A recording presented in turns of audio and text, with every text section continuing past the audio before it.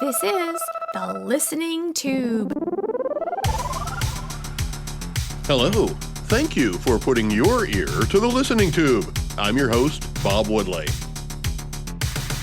Am I a hero? Am I a villain? I don't know if you don't. On this episode, we'll hear about tariffs, and I'll tell you a couple of things I know about Marines. But first, Not the headlines. I realize I'm an older person. At the tail end of the baby boomer generation, I grew up in a different era than most of us. I think I've done a pretty good job of keeping up with technology and trends. I've seen a lot of technology and trends come and go. Trends seem to circle around and come back in slightly different forms, especially when it comes to fashion. But technology only goes in one direction, with the exception of records. Audiophiles today are buying a much improved product compared to the records I bought or won from radio stations while growing up. Anyway, there's an argument going on today that's similar but different. Similar, but different. Oh, I forgot I had that one. Thank you, mystery voice. As I was saying, back when I was a teenager, I had long hair. Some considered me a hippie. Not the extreme hippie from Haight-Ashbury and San Francisco, but for my small town, a boy with long hair was sometimes met with suspicion, if not outright condemnation. A Bob Seger song from the time asks the question, is that a woman or a man? I'll admit, it was sometimes hard to tell, especially back when we were accustomed to girls having long hair and boys having short hair. I had blonde hair, and I probably hoped the chicks would dig it if I kept it long. It might also be the result of disastrous experiences with some of the barber chairs in which my dad made me sit. One of the barbers was actually named Torch. Who wants to go to a barber named Torch? I had to wear a hat for a week. It's no wonder I didn't like haircuts. And because I didn't, sometimes my long hair led me to being mistaken for a girl, especially from behind because I have a nice butt. Once you see my radio face, though, there's no question I'm a guy. But once you knew that I was a guy, a lot of other things were assumed, such as what kind of equipment I had, so to speak, and what kind of sexual preferences I had, what kind of jobs were available to me as an adult, as well as the understanding that I had responsibilities as a man that I wouldn't have if I were a woman. Those assumptions and expectations have certainly changed over the years as women have taken on more traditional male roles in business and government and even combat. A guy with long hair might still look like a girl from the back, but fewer people assume someone with long hair is female. We no longer debate the roles or aesthetics of men and women. Today, we argue about the very definition of men and women. You might think this crazy debate is unique to the radical left on the American political spectrum, but the U.S. isn't the only place where gender identity is being debated. The Supreme Court in the United Kingdom recently heard a case on the definition of woman. As you may recall, U.S. Supreme Court nominee Brown Jackson claimed she couldn't define a woman during her confirmation hearing because she isn't a biologist. So I'm just going to say right now that she should recuse herself from any cases involving gender brought before the U.S. Supreme Court. As for the UK, their 5-judge panel is being asked to clarify whether a transgender person in Scotland who has a certificate that declares a man has changed into a woman should be recognized as a woman under equality laws. Before I continue, I just want to point out that in America, men who transition into women have more support than perhaps anywhere in the world. If you oppose any advancement of the rights of transgender women, you're considered a transphobe or an oppressor of some sort, with few exceptions. What surprises me is that women's groups haven't come out on either side of the argument. We don't really hear much from all the feminists who have historically stuck up for the rights of women. Meanwhile, men are changing into women and taking away opportunities from women who didn't have to change into a woman in the first place. That's the argument before the UK Supreme Court. A women's group called For Women Scotland is challenging a law passed in 2018 that states 50% of Scottish public bodies, i.e. government, should be female. As it turns out, female also includes a transgender who has a gender recognition certificate. In other words, I got a piece of paper that says I'm a tot. Well, the women's group said, wait a minute. Half of the government isn't female if a guy can claim to be a woman and be appointed to or run for a government position. Here's what I can't figure out. If women are so oppressed by Western civilization, why do more men want to become women than the other way around? If just as many women were transitioning into men, this wouldn't even be an issue. But for some reason, more men in the United States and the United Kingdom want to become women than there are women who want to become men. Hey, do I sometimes wish I could wear something other than pants every day?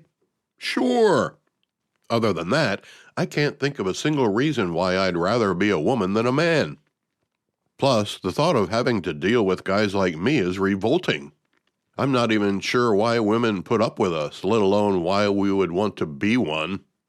But hey, if you're an adult and that's what you're into, then who am I to judge? I'm not one of the judges on the UK Supreme Court. Speaking of whom, the story from the Associated Press was sure to mention that 3 are men and 2 are women. They will consider the women's group's stance that, according to one of their lawyers, your sex is determined in utero and is an immutable biological state. Amnesty International is chiming in as well. They submitted a written statement to the court that claims, quote, a blanket policy of barring trans women from single-sex services is not a proportionate means to achieve a legitimate aim, unquote. Well, that word salad is kind of true. It's not proportional because there are far more trans women than trans men. The UK court's decision, expected to come sometime in the near future, could determine gender laws over the entire kingdom, not just Scotland. In the meantime, you gotta wear your kilt to get treated special, lad. I don't have long hair anymore. It's not blonde either. Some would call it gray, but I like to think of it as translucent. Nobody mistakes me for a woman, regardless of the angle from which they may see me. That may have happened many years ago, but today it doesn't really matter because nobody is surprised to find out they were wrong about someone's sexuality. Sometimes it's fun to think about the time I used to have to brush my hair, especially since I haven't even owned a comb for more than a quarter of a century. Ah, the memories.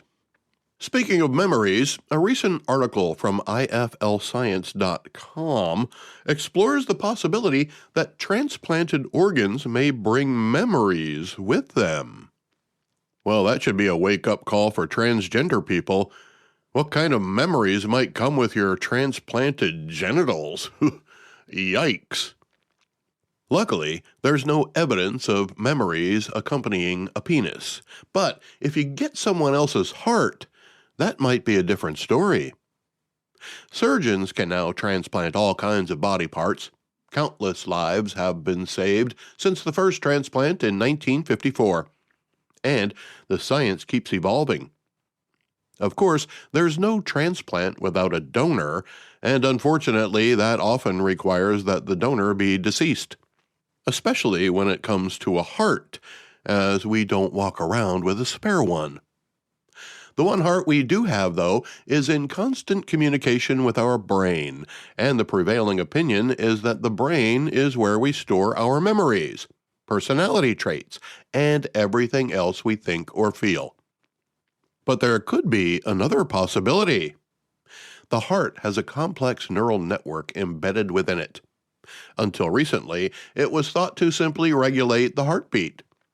But now scientists think it could be more complicated than that, especially since the heart can keep beating outside the body, which would indicate some type of memory independent of the brain.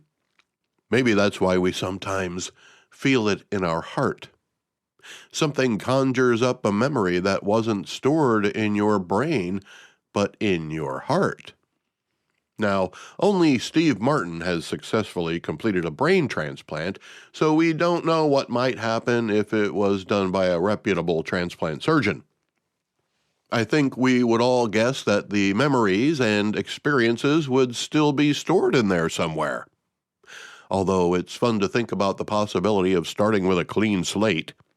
So if the heart actually stores any kinds of memories, it's entirely plausible they'd still be attached. The story cites two instances where memories may have been transplanted along with a heart. One example is a man who developed a fear of water after receiving the heart of a drowning victim. Another is a woman who was a dancer and choreographer, very health conscious, got a new heart, and suddenly had an insatiable need to go to a local KFC right out of the hospital to get some chicken nuggets, a food she had never eaten before. As it turns out, her new heart came from a man who had KFC chicken nuggets in his coat pocket when he died. There are, of course, many variables that could be at play here, and there's no concrete evidence that the heart can store memories, much less carry them to another body. But it is interesting to consider that the possibility exists. And if it does, can those memories be transported to another place where they'll exist indefinitely? What kind of memories does the heart keep? Are they more important than the memories in our brains? After all, our brains rid themselves of information all the time, otherwise they would be overwhelmed. Is the heart more selective about what it remembers because it has less space? They say we only use a small percent of our brains, so maybe there's a lot more room in the memories of our hearts than we think. The two examples in the story would indicate that the heart's memories may be the result of trauma, that only the most disturbing memories are stored in the heart. Certainly, someone waiting for a heart to keep them alive probably isn't concerned about from whom it came or what their life or demise may have been like. They only know they need a heart, and a heart is available. I'm sure if that were me, I'd be like, slap it in there, doc. More research is being done on heart memory. The authors of a recent study maintain that the heart's neural network and bidirectional communication with the brain support the concept of heart-brain connection in memory and personality. So, a new heart may be more than a new timekeeper. It may also come with all sorts of bells and whistles. Heart transplants have resulted in reports of changes from food preferences to the kind of music you like, and even who you find attractive. You may have only needed a drummer, but what you got was a percussionist.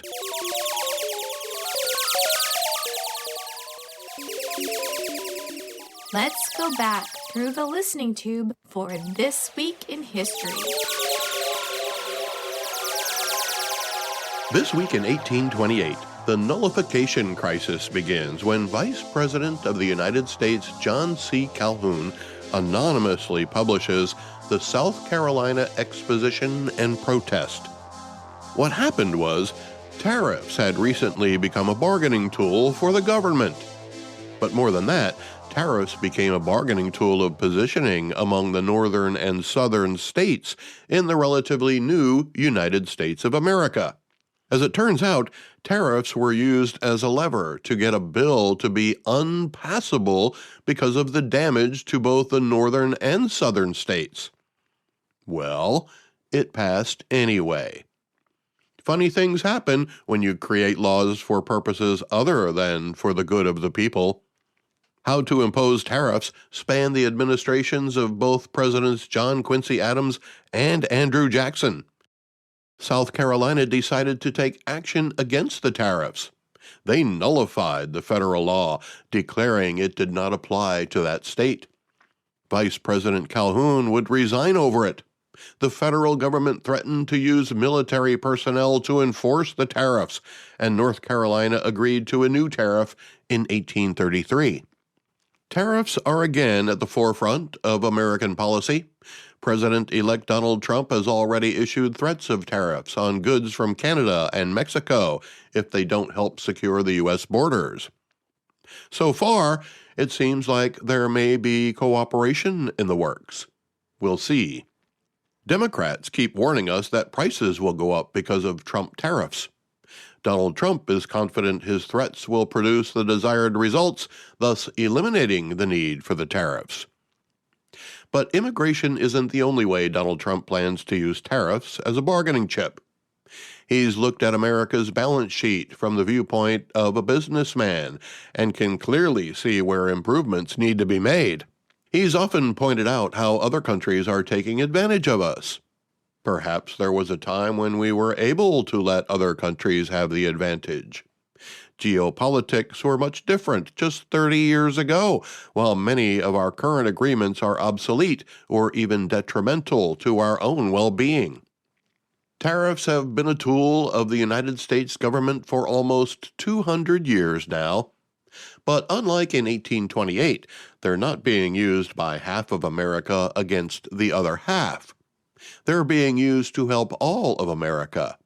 They're being used to bring manufacturing back to the United States, regardless of where, northern or southern state. They're being used to encourage investment in America and the American people and the diversity we bring to the game in a way that no other country on earth can. The way they should be used. The listening tube will return at the speed of sound.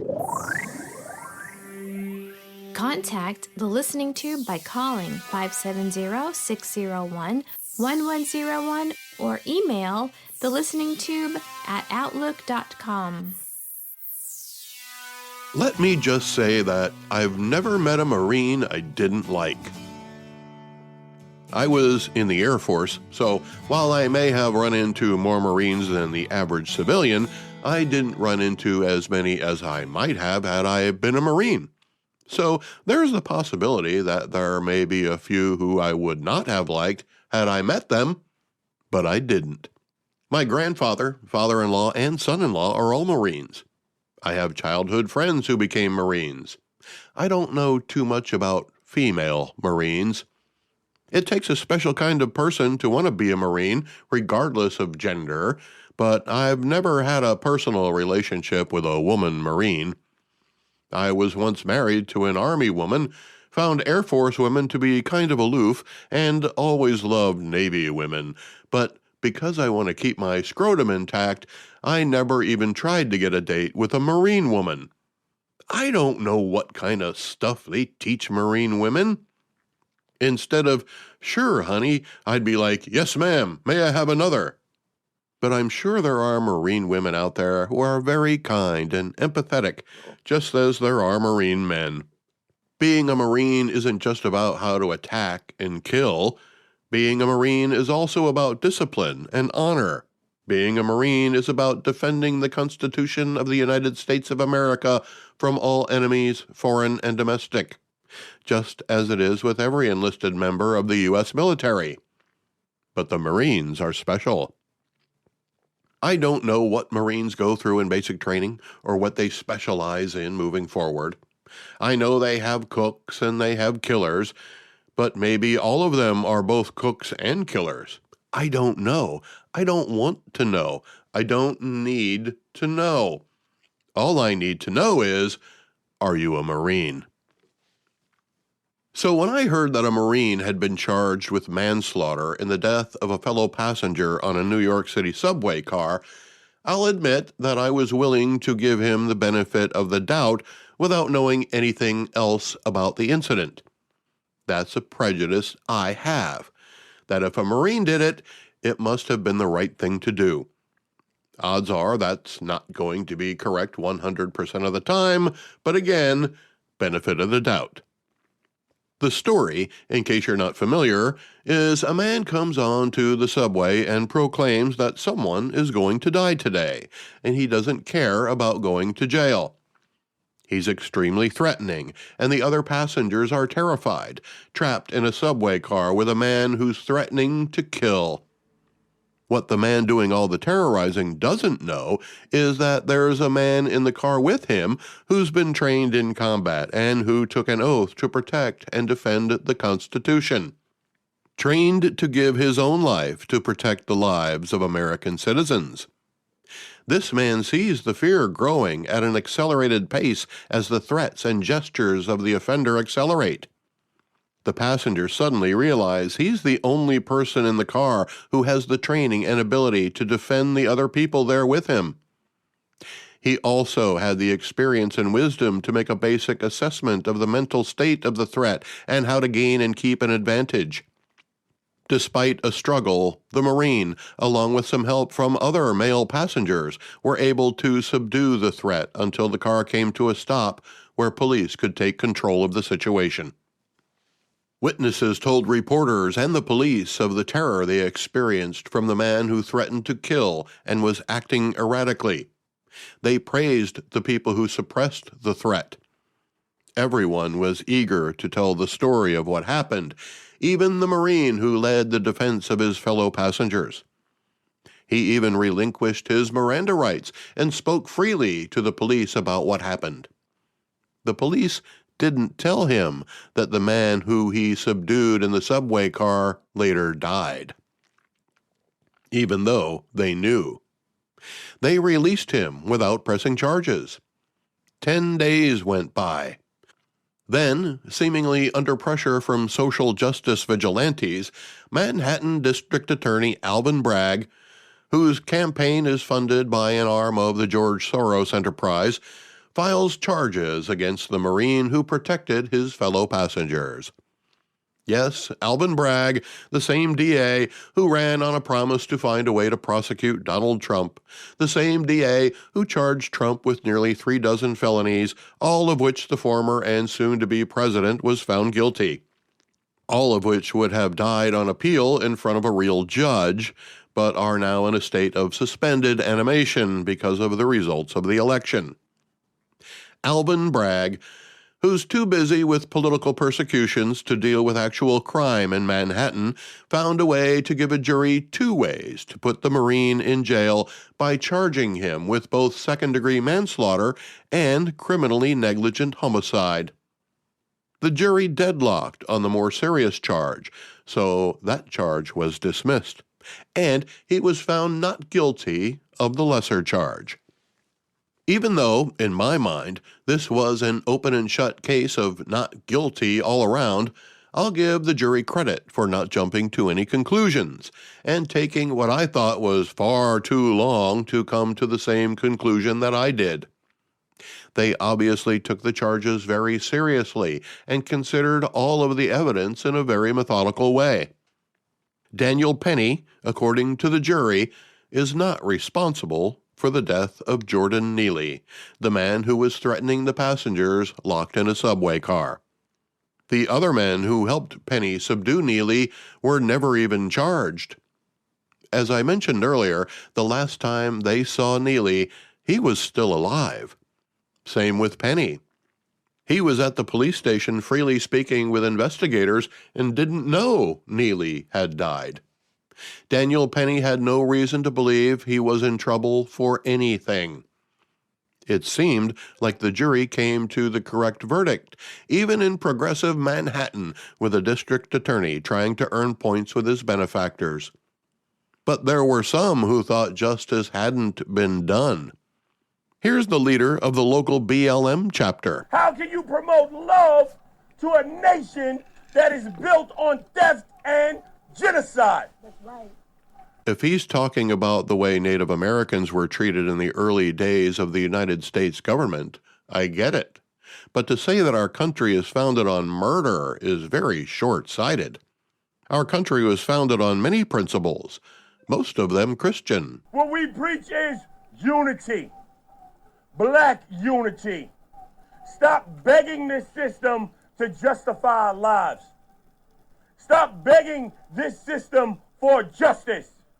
When things happen to you, you step up and defend yourself. Defend yourself. That's exactly what Daniel Penny did in that subway car. He defended himself and the rest of the passengers, most of whom were members of minority populations. Just like everybody else seeks justice on their own, just like everybody else has vigilantes, we need some black vigilantes. Right. People want to jump up and choke us and kill us for being loud? For being loud? No, sir, that's not why Jordan Neely was subdued on the subway car. He was being more than loud. To minimize his behavior as merely being loud is the definition of misinformation. He was threatening, terrorizing, and an imminent danger to everyone in that subway car. How about we do the same when they attempt to oppress us? I'm tired. You're more than tired, sir. You're sadly mistaken, and you're leading your followers down a path that ends in disappointment. It's not justice you seek, but retribution. This man should be charged with inciting violence. Here's a local NAACP spokeswoman. Father who knows that the murderer of his son will most likely go free, who has to look in the face of a jury that no matter the facts, no matter the expert witnesses, no matter the people yelling on that train that day to let Jordan go, you will kill him.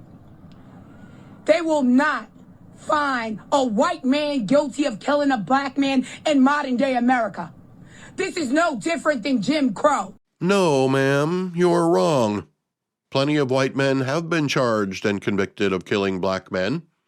Derek Chauvin in Minnesota being just one. What doesn't happen enough is black men being charged and convicted of killing black men. Being black-on-black homicide is far more prevalent than any other kind. This looks like a picture out of the picture book when you look at that anonymous jury. We have baby boomers who were there during Jim Crow on this jury. We have young people who are looking at Daniel Penny as a hero. And what America is a hero, a killer. He didn't give a crap about Jordan. They said not guilty. These wonderful white people, I hope they celebrate their Christmas while the Neely family is praying and asking God for comfort. God damn them and goddamn America. That's correct, ma'am. He didn't. But Jordan was alive the last time Daniel Penny saw him. You know who else didn't give a crap about Jordan? You. Or his family. Or the city of New York. Only now do you care, now that you have the opportunity to make an issue out of the death of someone whose life had no value to you until he was dead. The only reason you can say the disgusting things you say is because you live in the United States of America. Somehow, this has become an issue about race. Because the black guy is the one who died, and it's a white guy who they say did it. Race had nothing to do with the actions of neither the man who died nor the man who was charged. The left wanted to turn this into the next George Floyd moment, and it would be just in time to disrupt the next presidential administration. Disinformation or misinformation is irrelevant. It's just wrong to call Daniel Penny a vigilante. Daniel Penny wasn't out looking for a way to take the law into his own hands. He was maintaining control until law enforcement was able to take over. Here's Jordan Neely's father after the not guilty verdict. I miss my son.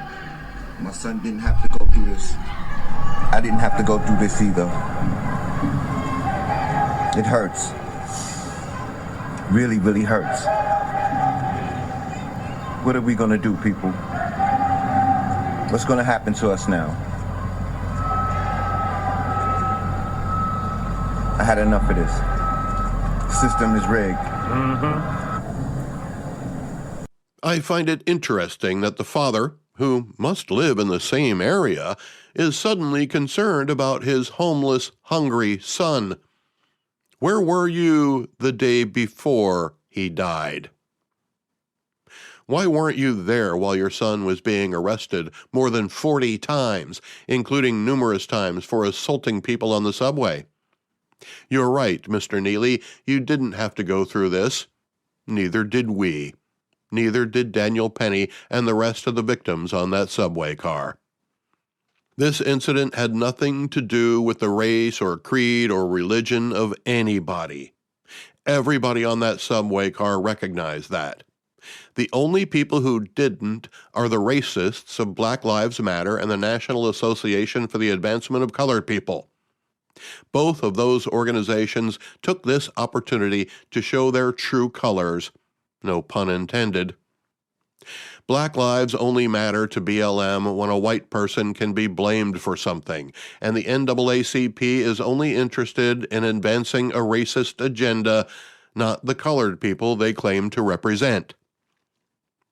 A friend of mine recently shared a meme on social media that said, "Today you could be standing next to someone who is trying their best not to fall apart. So whatever you do today, do it with kindness in your heart." I think that applies to everyone, but my question is it really healthy for us to assume that everybody else may be unstable? Think it over what you just said. Think it over in your pretty little head. Are you sure that I'm not the one? Is your love real or only fun? You think it over, yes, think it over. A lonely heart grows cold and old. The Listening Tube is written and produced by yours truly. Copyright 2024. Thank you for putting your ear to the Listening Tube. Support the show or send me a text from the homepage. I'm your host, Bob Woodley, for Thou ad infinitum. Think it over and think of me. Think it over and you will see a happy day when you and I think it's one and two's the blues goodbye. You think it over, yes, think it over. A lonely heart grows cold and old.